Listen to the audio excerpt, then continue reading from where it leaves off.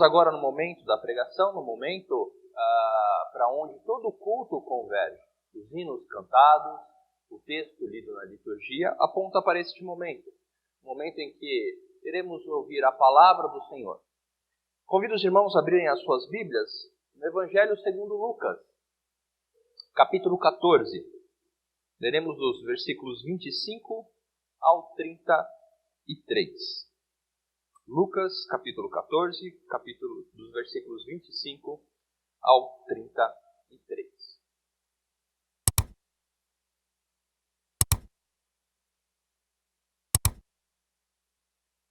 Diz assim a palavra do nosso Deus.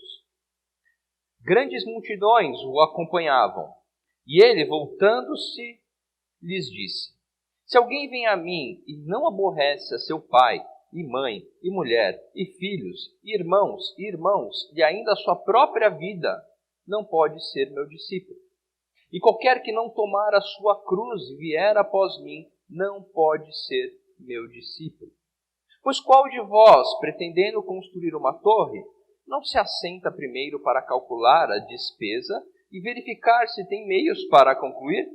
Para não suceder que, tendo lançado os alicerces e não a podendo acabar, todos os que o virem zombem dele, dizendo: Este homem começou a construir e não pôde acabar. Ou qual é o rei que, indo para combater outro rei, não se assenta primeiro para calcular se com 10.000 homens poderá enfrentar o que vem contra ele com 20.000? Caso contrário, estando outro ainda longe, envia-lhe uma embaixada pedindo condições de paz. Assim, pois, todo aquele que dentre vós não renuncia a tudo quanto tem, não pode ser meu discípulo. Até aqui a palavra do Senhor. A verdade, meus irmãos, é que muitos nos dias de hoje fazem parte de uma grande multidão que segue a Cristo. Vejam que o começo dessa narrativa, Cristo se volta para uma multidão que o acompanhava. E a verdade é que nos dias de hoje nós continuamos tendo uma multidão que acompanha a Cristo. Mas o objetivo de Cristo nunca foi atrair multidão. O objetivo de Cristo nunca foi satisfazer multidões, mas sim fazer discípulos que o seguissem. A grande verdade, meus irmãos, é que no conceito de multidão conseguimos nos esconder de Cristo. No conceito de multidão que segue a Cristo, conseguimos manter a nossa vida sem ter que apresentá-la para Cristo. Vemos na própria época de Cristo que muitos o seguiam, mas por motivos errados. O objetivo de Cristo nunca foi atrair multidões, mas sim fazer discípulos. Isto porque os propósitos das multidões muitas vezes são equivocados. Num texto anterior a esse, quando Jesus utiliza a parábola da grande ceia, se você olhar do versículo 15 ao 24, Jesus está dizendo a respeito disso, sobre a grande ceia que foi feita, e as pessoas se excusavam, davam desculpas para não participar. Um havia comprado alguns animais e precisaria revendê-los, outro ia se casar. Desculpas são dadas quando realmente somos questionados a respeito da nossa fé. Então Lucas acrescenta esta narrativa, na qual Jesus se volta para a multidão que está o seguindo, e então coloca quais são as verdadeiras características dos seus discípulos. Nem todos que estão na multidão que seguem a Cristo são os seus discípulos. Esta é a verdade. Hoje continuamos com multidões que acompanham a Cristo, mas por motivos equivocados. Há aqueles que buscam a satisfação financeira. Então é dada a teologia da prosperidade, a doutrina da prosperidade, ou seja, que Cristo é aquele que fornecerá a minha própria satisfação. Os irmãos sabem do que eu estou falando. Quando buscamos a Cristo, quando buscamos uma vida de fé simplesmente para satisfazer desejos momentâneos, como segurança financeira, saúde, teologia da cura. O que me importa é seguir a Cristo porque eu preciso de cura. Se você está passando por enfermidade, a sua fé está com problema, porque você não está com uma fé suficiente, é porque você está em pecado. Então, crente não pode ficar doente, crente não pode passar por problemas financeiros. Justiça social, bem-estar e felicidade. Se você acha que a teologia do coaching é algo novo, meus irmãos, isso vem desde a época de Cristo. Quando Paulo escreve a Timóteo dizendo, olha, haverá tempo em que as pessoas buscarão mestres segundo as suas próprias doutrinas. Então nada mais é essa teologia do coaching que está sendo apresentada hoje uma revestidura do que as multidões desejam. A verdade é que muitas vezes as multidões acompanham a Cristo pelos motivos errados. Motivos errados que são diagnosticados por Cristo, confrontados por Cristo. Cristo, na sua mensagem, nunca adaptou o que haveria de dizer para atrair multidões. Cristo nunca barganhou a sua mensagem para atender multidões. Cristo sempre deixou claro o que era segui-lo. E aqui nesse texto, iremos ver nesta manhã o que é ser discípulo de Cristo. Utilizando as perguntas de um famoso programa de TV, os discípulos de Cristo, quem são, o que fazem, onde vivem? Nós veremos nessa manhã o que Cristo diz a respeito dos seus discípulos. Não a respeito das multidões que o seguem, das multidões que o acompanham e contemplam somente o seu nome. No Evangelho de João, capítulo 2, nos é dito que muitos criam no nome de Cristo por conta dos seus milagres. Mas Cristo não deixava ser crido porque conhecia o coração humano. Então o primeiro ponto que devemos deixar bem claro é que Cristo conhece o nosso coração. Cristo conhece o seu coração. Cristo conhece o que passa dentro da sua mente, dentro da sua vida. Cristo consegue te identificar no meio da multidão. Não há como se esconder de Cristo, mesmo estando no meio da multidão que o acompanha. Cristo conhece o coração de cada um de nós. E o primeiro ponto que Cristo nos ensina é que os discípulos de Cristo compreendem o conceito de primazia, compreensão. Cristo coloca no versículo 26 que se alguém quer segui-lo e não aborrece seu pai, mãe, mulher, filhos, irmãos, irmãs, e ainda sua própria vida, não pode ser o seu discípulo. Aqui, o termo utilizado, aborrecer, nada mais é do que amar menos. Nós temos algumas passagens que nos ajudam a compreender esse aborrecer. Porque se você for utilizar, por exemplo, a Bíblia na versão Almeida Revista e Corrigida, você vai encontrar ali odiar. O que pode nos causar espanto, mas Jesus está dizendo aquele que não odiar pai, odiar mãe, odiar irmão, não pode ser meu discípulo. Então eu tenho que odiar meus familiares, odiar todo mundo, odiar a minha própria vida. Mas se formos para Mateus 10, de 37 a 38, esse mesmo conceito é explicado de uma forma que nos deixa a entender o que Cristo está querendo dizer. Em Mateus 10, 37 e 38, Cristo nos diz: quem ama seu pai ou sua mãe mais do que a mim, não é digno de mim. Quem ama seu filho ou a sua filha mais do que a mim, não é digno de mim. E quem não toma a sua cruz e vem após mim, não é digno de mim.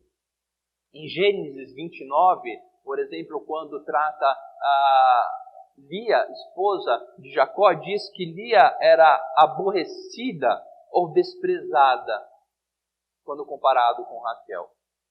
Aborrecida, desprezada. Deuteronômio 21, quando trata da primogenitura, diz que se um homem tivesse duas mulheres e o primeiro filho fosse da mulher aborrecida, ou seja, da qual o homem ama menos, esse não poderia perder o direito de primogenitura. O que eu estou querendo dizer aqui é que essa palavra que Jesus utiliza, aquele que não aborrecer pai e mãe, é aquele que não amar menos todas as outras coisas do que é Cristo Jesus. Não pode ser seu discípulo. Os discípulos de Jesus compreendem o conceito de primazia. Cristo é o primeiro quando comparado com todas as outras coisas. Ser discípulo de Jesus é reconhecer que não há como dividir o posto de prioridade de Cristo com as prioridades humanas. A verdade é, como dito em Mateus 6:24, que ninguém pode servir a dois senhores, porque há de aborrecer um e agradar o outro. A questão é que muitas vezes a multidão que acompanha Cristo acha que pode dividir o posto de Cristo com outras coisas. Muitas vezes aqueles que estão na multidão que acompanham a Cristo acham que Cristo pode dividir o seu lugar com outras coisas.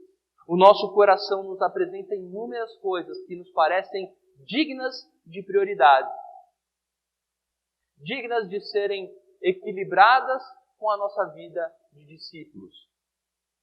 Seja no nosso trabalho, onde a estabilidade financeira, a segurança financeira pode sobrepor as verdades do Evangelho, o nome de Cristo. Muitas vezes podemos ser levados a seguir por caminhos que não agradam o nosso Mestre.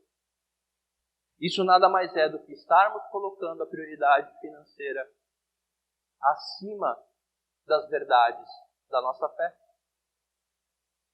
Quando pensamos que dependemos mais da nossa própria segurança financeira, em fazer a nossa segurança financeira, quando buscamos na multidão que segue a Cristo satisfazer simplesmente o nosso desejo por uma segurança financeira, motivos financeiros, estamos dizendo que Cristo não é a nossa prioridade.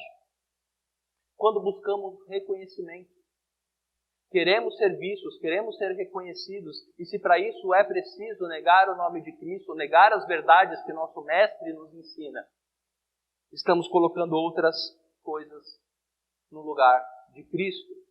E vejam, irmãos, que isso deve ser trazido para a nossa vida prática.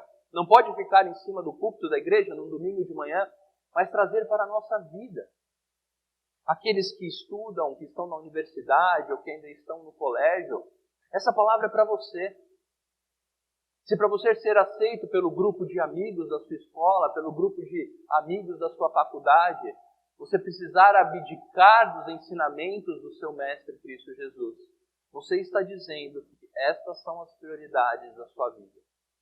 Se a sua vida está em ganhar dinheiro e conseguir promoções, conseguir crescer na carreira, e para isso você tem que negar o nome de Cristo, do seu Mestre, você está dizendo que estas coisas são a prioridade. Cristo aqui deixa tudo em planos claros.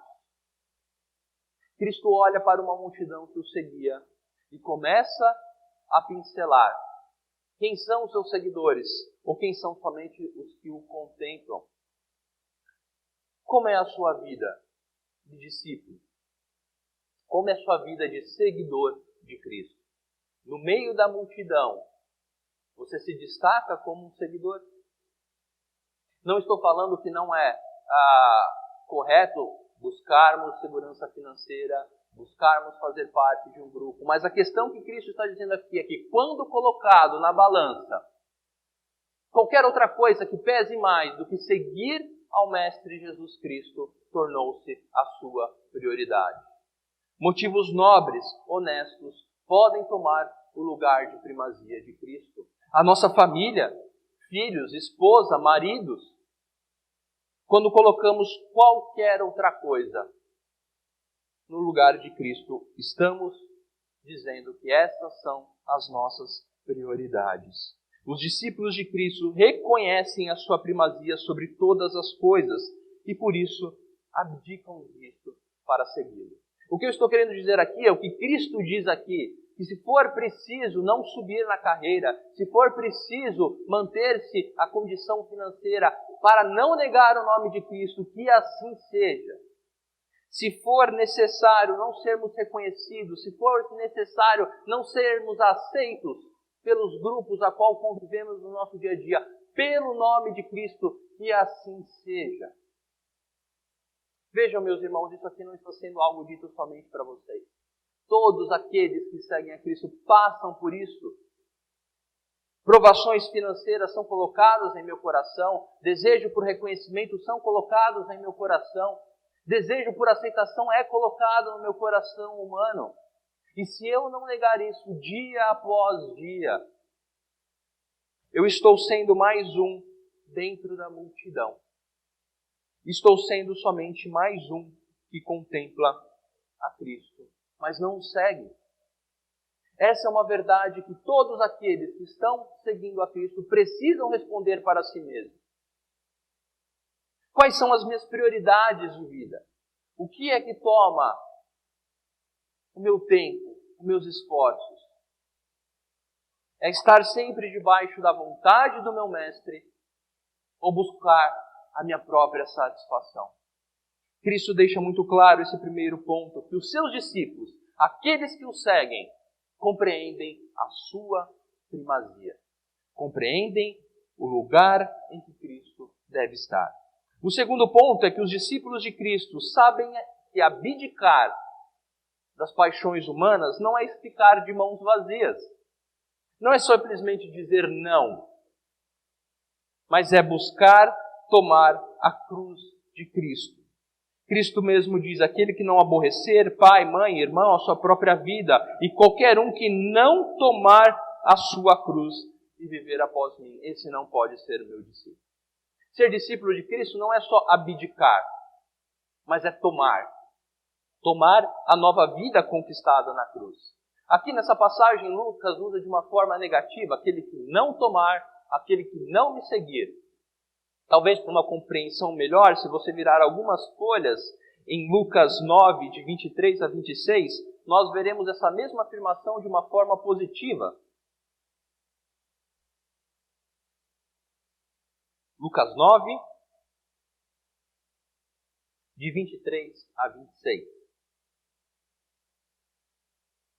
Quando Jesus se dirige a outras pessoas, dizendo, dizia a todos, se alguém quer vir após a mim, a si mesmo se negue dia a dia, tome a sua cruz e siga-me. Pois quem quiser salvar a sua vida, perdê-la-á. Quem perder a vida por minha causa, esse a salvará. Que aproveita o homem ganhar o mundo inteiro se vier a perder-se ou ao causar dano a si mesmo? Porque qualquer que de mim, das minhas palavras, se envergonhar, dele se envergonhará o Filho do Homem, quando vier na sua glória e na do Pai e dos santos anjos. Vejam que tomar a cruz de Cristo é algo voluntário. É algo que parte de nós. A fé que Cristo nos dá, movida pelo Espírito Santo, nos leva a esta decisão. É algo individual. Embora estejamos num corpo, embora estejamos no meio da multidão, seguir a Cristo é um ato de decisão individual. Cada um tome a sua cruz. Você não pode ser um seguidor de cristão utilizando a cruz de outro. Os seus irmãos não são muleta para a sua fé. Cristo requer uma fé e uma vida de discipulado individual. Ou seja, não se escore na multidão que segue a Cristo. Não se escore na sua igreja, nos seus irmãos, para achar que a sua fé pode ser conduzida por meio da fé de outros. Tome a sua cruz. Viva a vida de discipulado de Cristo de forma individual, no sentido da sua própria vida ser conduzida por Cristo. Não use o corpo, não use as multidões como muleta para o seu discipulado. A vida do discípulo é algo contínuo. Lucas nos ensina, tome a sua cruz dia após dia. Ser discípulo de Cristo não é somente fazer a profissão de fé e a partir disso viver a vida como quer. Ser discípulo de Cristo é algo contínuo. É tomar a cruz de Cristo de forma em que, dia após dia, a vontade do seu mestre passe a ser a sua vontade. Tomar a cruz de Cristo é tomar a vida que Cristo conquistou na cruz. Aos seus discípulos lhe foi dada uma nova vida, como nós lemos em Isaías 53, e verá o penoso fruto do seu trabalho e se alegrará. Ser discípulo de Cristo é tomar a vida que Cristo conquistou na cruz. E isso de forma satisfatória. Essa é a grande chave do discipulado. A satisfação em ser discípulo. Se você é daqueles que murmuram, se você é aquele que sempre está achando difícil demais seguir a Cristo, ser muito difícil, toda hora eu tenho que ficar abdicando de coisas, toda hora eu tenho que ficar dizendo não para os meus prazeres, eu tenho que, quando colocado em contraponto a minha fé e a minha saúde ou a minha segurança financeira, eu tenho que abdicar sempre por causa do nome de Cristo, eu te digo, você não é um discípulo de Cristo. Os discípulos de Cristo tomam a sua cruz de forma satisfatória. Isso significa que tomar a cruz de Cristo é aceitar o caminho do Calvário. É aceitar o caminho que Cristo percorreu e que também é nos dado. A Bíblia deixa claro isso para nós em várias passagens. A porta estreita. Ser discípulo de Cristo é caminhar para a porta estreita. É caminhar para um mundo de aflições. No mundo tereis aflições. Os meus padecerão de perseguição. Ser entregues a autoridades. Serem achincalhados, serem desprezados, serem humilhados. Os discípulos de Cristo passarão por isso porque Cristo passou isso por nós, de uma forma que não poderíamos suportar. Portanto, tomar a cruz de Cristo é aceitar o caminho do Calvário, por qual Cristo já percorreu. Ser discípulo de Cristo não é viver no mar de rosas. Por isso eu digo que não faz sentido teologias ou formas de apresentar um cristianismo onde o ponto central é o seu sucesso financeiro, onde é a sua saúde plena, onde é um bem-estar social pleno, onde é você ser feliz. Isso nada mais é do que uma heresia, do que uma fuga do verdadeiro cristianismo. Isso nada mais é do que estar na multidão, mas não querer seguir. É querer estar no bando, mas não fazer parte dos discípulos. As Escrituras são claras, Cristo deixa claro. Portanto, se o seu coração tende a buscar recompensas humanas nesse presente momento, eu lhe mostro nas Escrituras que aqueles que seguem a Cristo está prometido receberem o caminho do Calvário.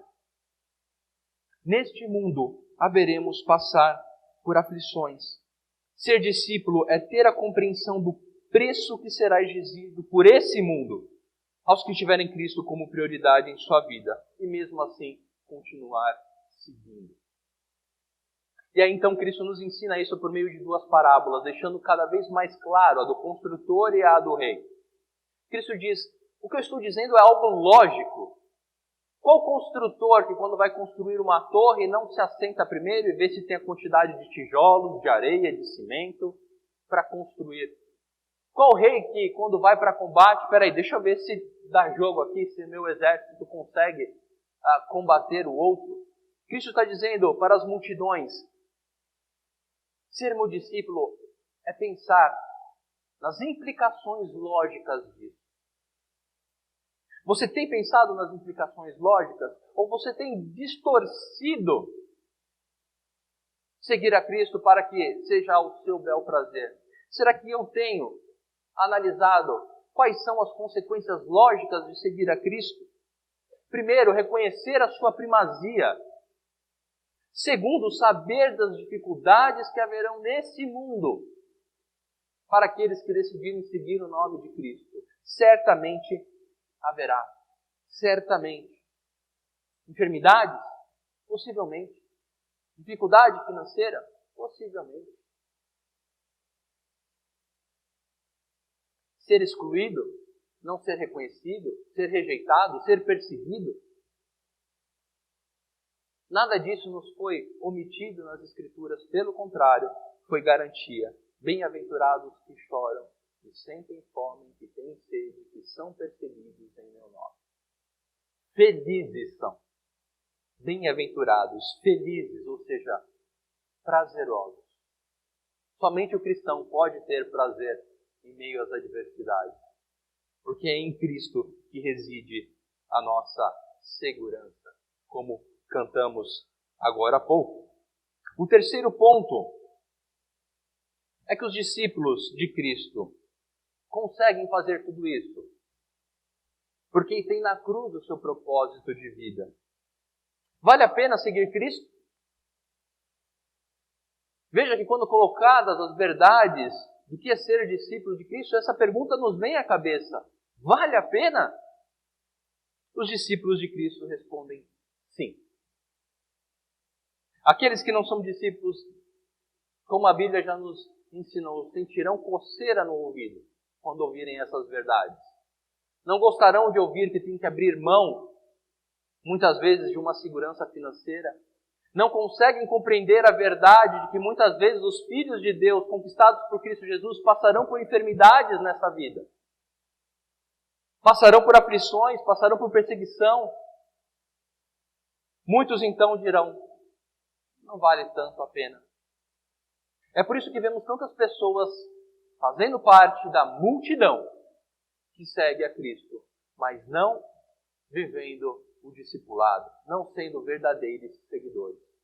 Quando a coisa aperta, quando as dificuldades chegam, logo se vão. Os discípulos de Cristo respondem sim. Sabe por quê?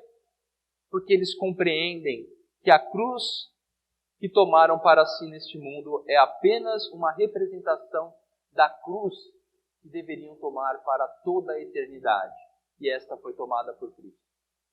Os verdadeiros seguidores de Cristo compreendem que o que passam neste mundo, o que passamos nesse mundo, nada mais é do que simplesmente uma representação do que haveríamos de passar por toda a eternidade.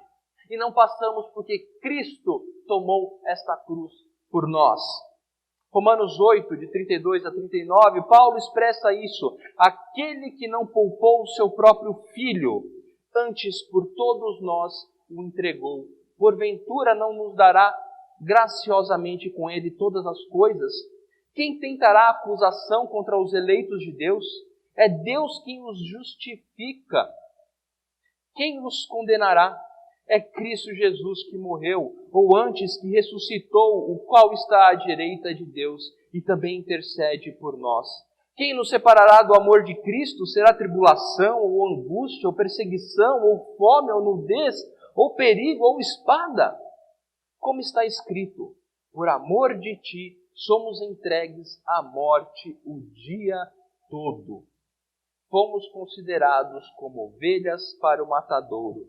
Em todas essas coisas, porém, somos mais que vencedores, por meio daquele que nos amou. Porque eu estou bem certo de que nem a morte, nem a vida, nem os anjos, nem os principados, nem as coisas do presente, nem do porvir, nem os poderes, nem a altura, nem profundidade, nem qualquer outra criatura poderá separar-nos do amor de Deus que está em Cristo Jesus, nosso Senhor. Os discípulos de Cristo, no meio da multidão, reconhecem a obra de Cristo, reconhecem o caminho do Calvário e reconhecem a glória prometida por toda a eternidade.